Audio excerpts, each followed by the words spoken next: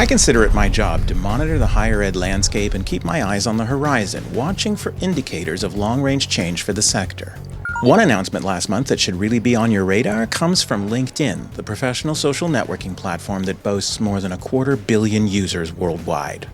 For years, students have found LinkedIn useful for job hunting and alumni to stay in touch with their entire graduating class. More than 25,000 colleges and universities have established official pages on LinkedIn to stay connected to alumni, to run statistics on employers, and to reach out to potential mentors for their students.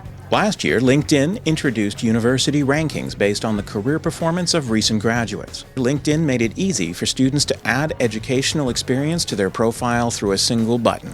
But I think LinkedIn has now tipped its hand on its plans for global domination with the $1.5 billion acquisition of lynda.com, an online training provider.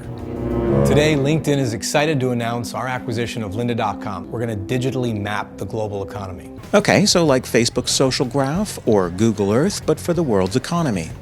Cool. We're going to have a profile for every member of the global workforce. We're going to have a profile for every company in the world.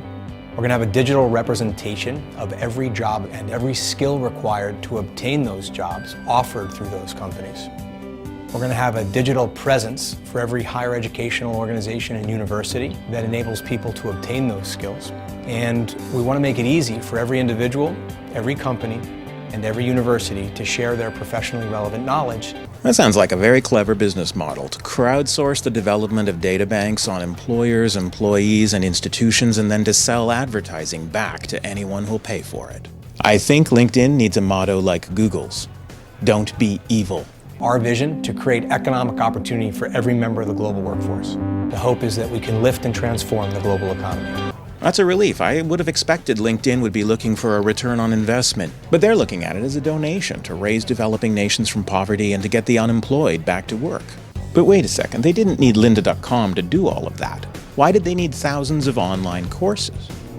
Skills is one of the final pieces of the puzzle.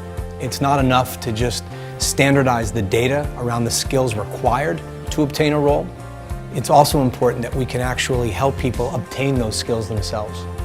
Okay, so LinkedIn can keep alumni in touch with each other, rank universities, it can promote job opportunities, it can scan resumes for prospective employees, it can determine what it takes to make your employees successful and what a prospective employee needs to learn in order to get there, and it can offer them the courses they need directly. It's a good thing LinkedIn has such an altruistic motive to create economic opportunity for every member of the global workforce. Because by replacing yearbooks, reunions, employment classifieds, headhunting firms, university rankings, and educational advisors, there's going to be a lot more people out there using LinkedIn to search for a new job.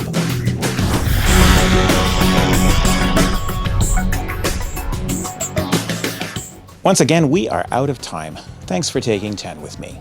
Please take a moment to subscribe to the Eduvation channel on YouTube or to the 10 with Ken podcast on iTunes. For exclusive early access to upcoming episodes, please subscribe to my free email newsletter, The Eduvation Loop. I hope to see you next time.